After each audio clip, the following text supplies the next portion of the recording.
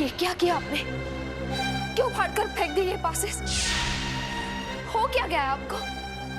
आखिर मुझे ये तो बताइए कि आपकी नाराजगी किस लिए है? प्रॉब्लम क्या है? क्यों तुम सारी दुनिया को ये बताना चाहती हो कि हमारे बीच प्रॉब्लम है? मैं बताना चाहती हूँ? नहीं, तुमने तो कभी किसी से कुछ नहीं कहा। युग को तो सपना आया था कि हमारे बीच कुछ भी ठीक नहीं।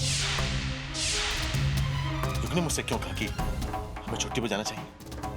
क्यों कहा युग ने कि मेरी बीवी मेरे लिए डिनर अरेंज कर रही है? मुझे कितनी चोट पहुंचोगी जब युग ने मुझसे ये कहा कि हम दोनों परेशान हैं तो हमें एक दूसरे के साथ टाइम स्पेंड करना चाहिए। एक पति के स्वाभिमान के लिए सब कुछ नहीं हो सकता कि उसे सिखाया जाए कि उसे अपने रिश्ते को कैसे संभालना है। आप युग की बातों को इतना सीरियसली क्यों ले रहे हैं? आप तो जानते हैं कभी कभी वो ज्यादा बोल देता है। क्योंकि तुम बोलने का मौका देती हो। बेहतर होगा कि तुम मेरी और अपनी जिंदगी के बारे में दूसरों से एडवाइस देना बंद कर दो। नाहर, आप गलत समझ रहे हैं। मैंने युग से कुछ नहीं कहा। वो तो उसने आपको उस दिन। बस, मैं इस बारे में और बहस नहीं करना चाहता। नहीं चाहता कि ये बात घर वालों के कानों तक पहुंचे और मुझे उनके सवालों का सामना करना पड़े।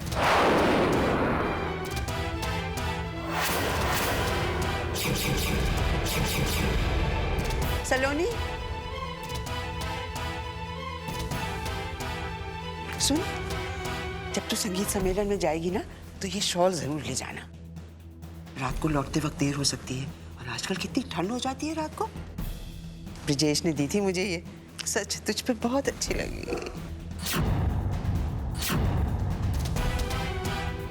नाहर, अच्छी लग रही है ना ये सलोनी पे? मुझे ऑफिस में थोड़ा काम है, देर से होगा।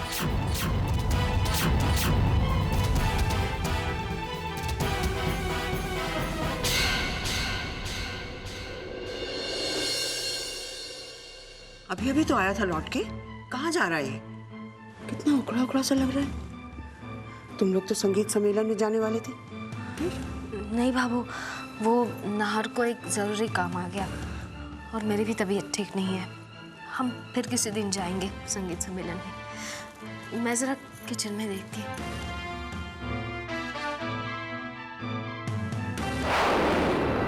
बाबू, नाहर का? अरे वो दफ्तर चला गया है। अरे लेकिन अभी तो यही था, मैंने उसकी आवाज सुनी थी। हाँ था अभी यहाँ, उल्टे पैर फिर वापस लौट गया दफ्तर। कहता है कोई जरूरी काम है वहाँ। अरे ऐसा कोई जरूरी काम नहीं था जिसके लिए उसे अभी इसी वक्त जाना पड़े। ये क्या है? ये तो किसी कॉन्सर्ट की टिकट्स हैं। देखिए वो भी आज की। बाबू ये किसने फाड़े? मुझे सलोनी नाहर के बीच में कुछ ठीक नहीं लग रहा। बिल्कुल सही कहा बाबू आपने, मुझे भी कुछ ऐसा ही लग रहा है। तो आप नाहर से बात क्यों नहीं करते? नहीं तारा, पति पत्नी के आपसी मामले को बहुत ही सावधानी से हैंडल करना होगा, स्पेशली जब कोई तीसरा आदमी उनको अपनी गलतियों का एहसास दिलाए। तो क्या चुपचाप बात को बिगड़ते हुए देखते रहे? आप चिंता मत कीजिए बाबू, सब ठीक हो जाएगा।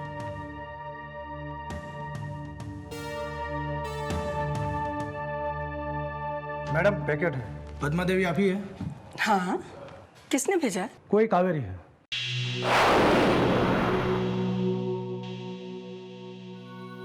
क्या हो सकता है इस पैकेट में? क्या भेजा है?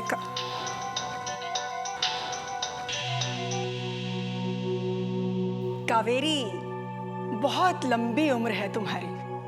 अभी अभी तुम्हारा पैकेट मिला और तुम्हारा फोन आ गया। भाई कौन सी दौलत भेजी है हमारे लिए इस पैकेट में? दौलत की आप लोगों को क्या कमी है? कावेरी तो सिर्फ बारूद भेज सकती है। जरा संभाल कर रखिएगा, बड़ी ही खतरनाक चीज है। जब वक्त आए तो बस माचिस दिखा दीजिएगा। बड़ा ही इतरा रही थी मन्नो भाभी, वो भले ही इस खेल की पुरानी खिलाड़ी हो, अब कावेरी उन्हें बता देगी कि उनके रिटायर होने का वक्त आ गया है। तुम्हारा भी जवाब नहीं कावेरी। देखो तो क्या है इसमें।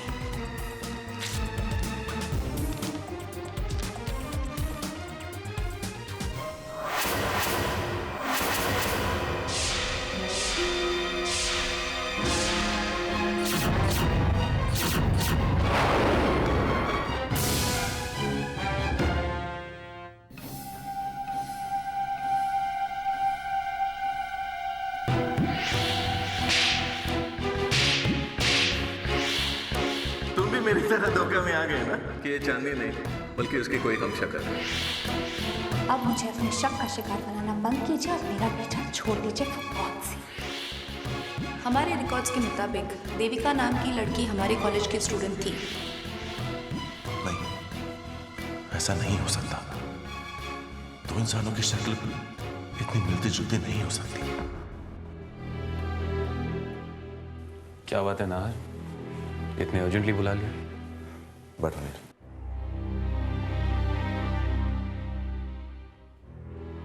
नील, मैं अजमेर गया था, मेरा कॉलेज, वो कॉलेज जिसकी तस्वीर में चांदनी थी। देविका। एनीवेज, क्या हुआ वहां पर? वहां के प्रिंसिपल ने मुझे बताया कि देविका उस कॉलेज की स्टूडेंट रह चुकी है। मैं तुमसे पहले भी कह चुका हूं, तुम अपने दिमाग को खामखा तकलीफ दे रहे हो। एनीवेज, क्या यही बात करने मुझे यहाँ बुलाया था? नहीं, तुम्हारी जरूरत है मुझे।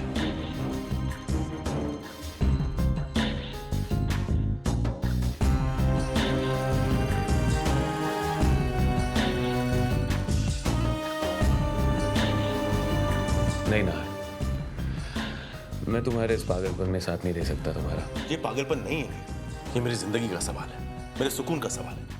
जब तक मुझे देविका की सच्चाई पर पूरा भरोसा नहीं हो जाता, मैं चैन से नहीं रह पाऊंगा। मैं तुम्हें एक बात समझाने की कोशिश कर रहा हूं कि इस शक का कोई अंत नहीं है। नील, शक का अंत होगा। ये शक अपने अंजाम तक पहुंचेगा। नील, अगर हम यूं हाथ पे हाथ धरे बैठे रहे तो शक बढ़ता जाएगा और मुझे जीने नहीं देगा। नील, प्लीज हेल्प मी आउट।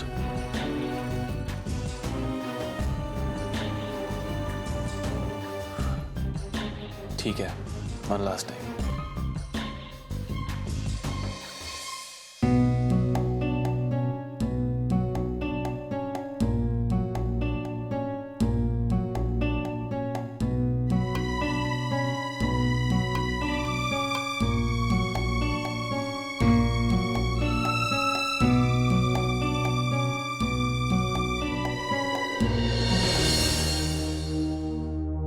सलोनी जी, लगता है आप ठीक से कंसंट्रेट नहीं कर पा रही हैं। ऐसा करते हैं, थोड़ा ब्रेक लेते हैं, उसके बाद रिकॉर्ड करते हैं। Sorry sir.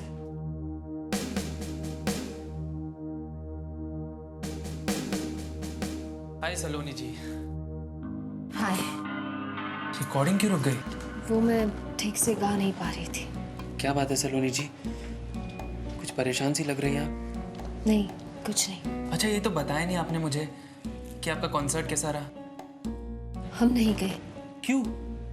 कहीं इसलिए तो नहीं क्योंकि मैंने नाहर जी को कॉन्सर्ट के बारे में बताया? वो नाहर को एक ज़रूरी काम आ गया था और मेरी भी तबीयत ठीक नहीं थी। सलोनी जी, आपको कोई मिलने आया है? मैं अभी आप?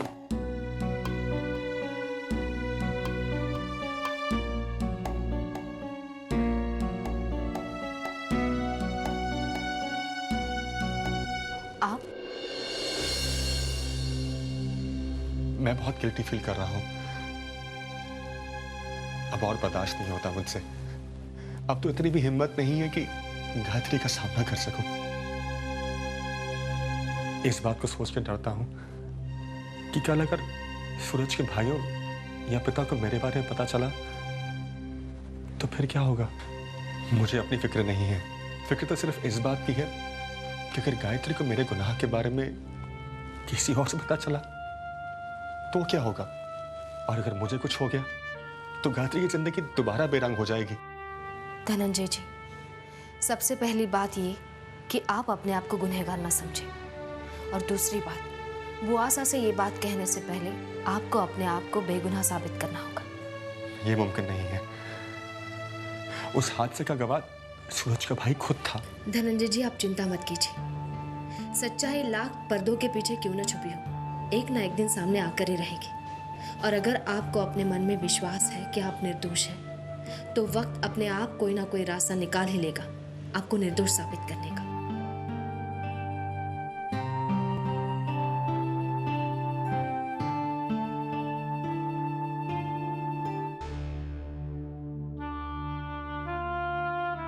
कई फिर कोई नया इम्तिहान लेने आए हैं? आपकी नाराजगी जायज़ है। हमारी वजह से आपको बहुत तकलीफ उठानी पड़ी। नाहर ने बताया कि आपको फूल बहुत पसंद है। इन्हें देने से माफ़ी मिलने के चांसेस और भी ब्राइट हो जाते हैं। इन्हें नाहर ने भेजा है। लेकिन मुझे उस इंसान से कोई रिश्ता नहीं रखना। आप इन्हें ले जा सकते हैं। देविका जी, नाहर बहुत शर्मिंदा है। इस बात से इनकार नहीं उसे कि उसकी वजह से आपको बहुत परेशानी उठानी पड़ी, मगर उसका भी कोई दोष नहीं है। ऐसी सिचुएशन में शायद कोई भी इंसान ऐसे ही रिएक्ट करता। अपना गुस्सा प्लीज फेंक दीजिए देविका जी और इन्हें एक्सेप्ट कीजिए please.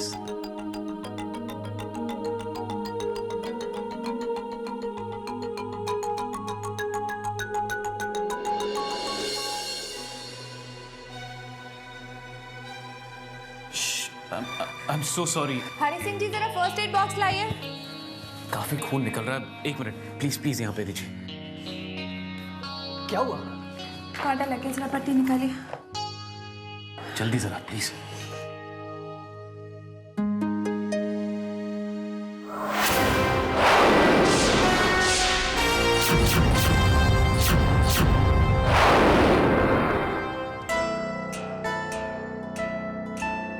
I really don't believe this. तुम्हें समझाने की बजाय तुम्हारी इस हरकत में तुम्हारा साथ दे रहा हूं मैं। नाहर, देविका में चांदनी को ढूंढना बंद करो।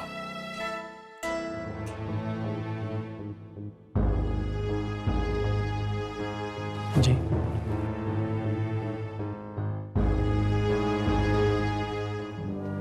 जी, इस रुमाल पर जो खून लगा है, इस खून का ब्लड ग्रुप चाहिए मुझे। थोड़ा इंतजार कीजिए, मैं अभी देखकर बताता हूँ। Okay, thank you.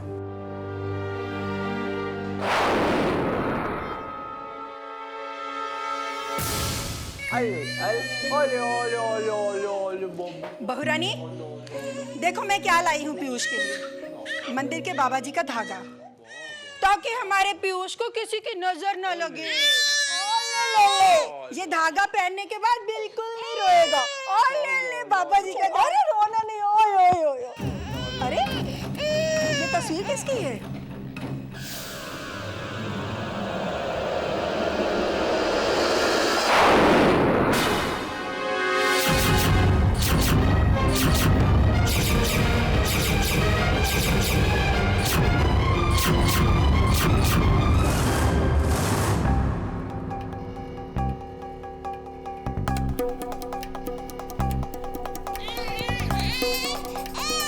नील की तस्वीर तुम्हारे और बच्चे के साथ।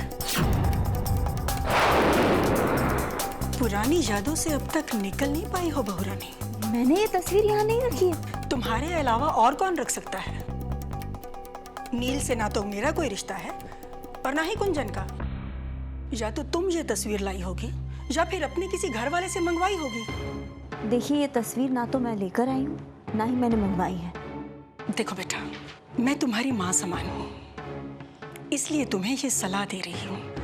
पुरानी यादों को अपने दिल से लगाकर रखने में कोई बुराई नहीं है, लेकिन बेटा कुछ यादें ऐसी होती हैं जो सांप बनकर हमारे घर की खुशियों को डस लेती हैं।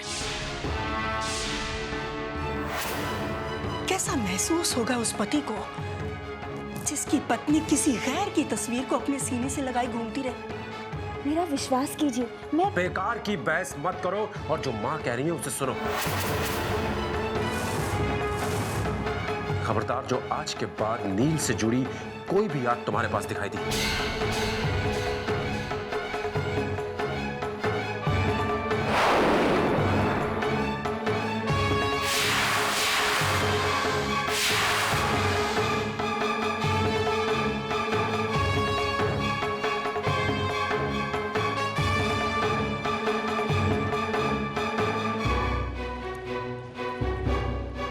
दर्द हुआ ना?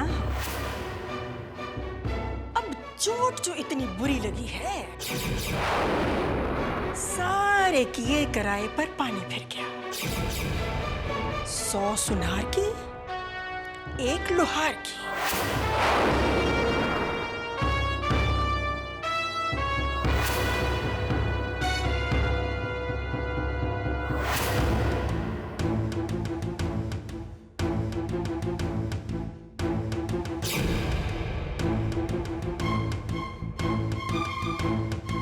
सर क्या ब्लड ग्रुप होता है?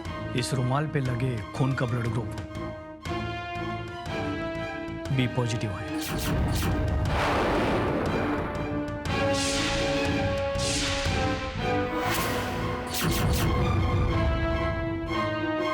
B positive?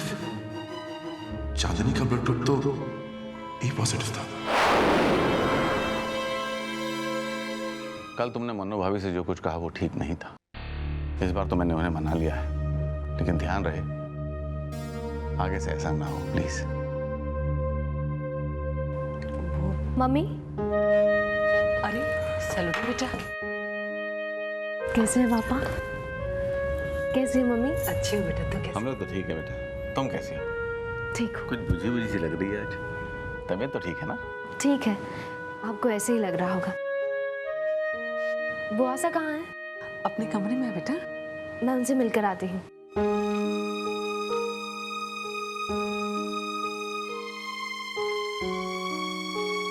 गायत्री वैसा की चिंता खींच लाई है उसे। भगवान लाखों में एक बेटी ऐसी देता है किसी को। अपनी कोई भी जिम्मेदारी निभाना ये कभी नहीं भूलती। खम्मा गणिसा,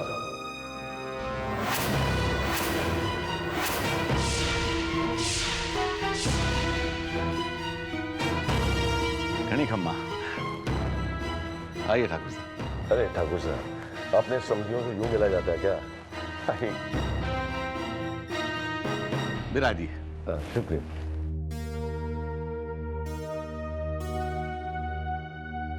हमारी बहू कैसी है? ठीक है।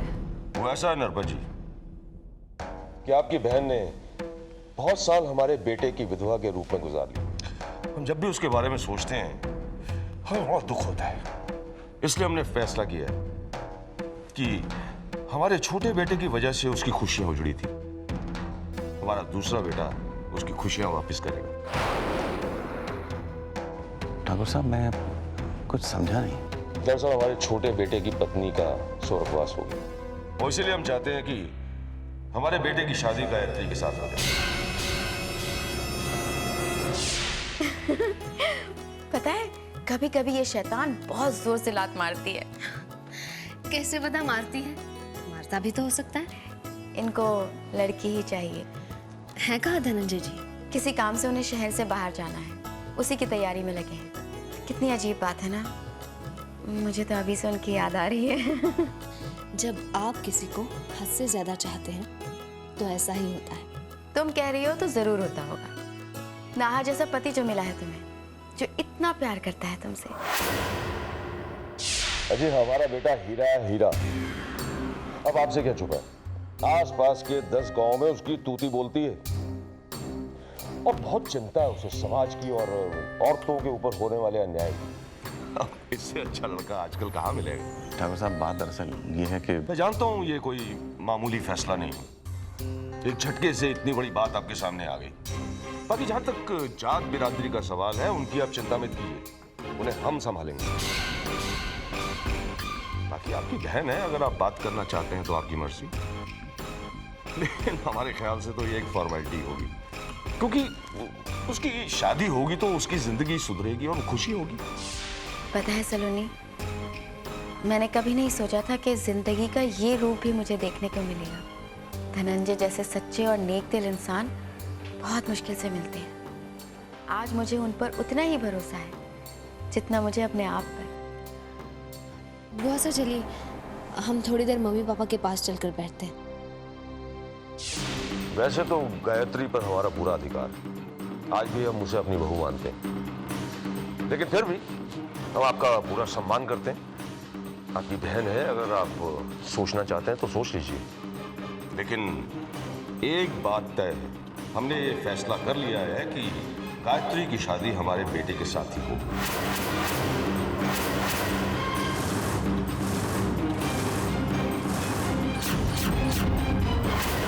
आज नहीं तो 4 दिन के बाद से।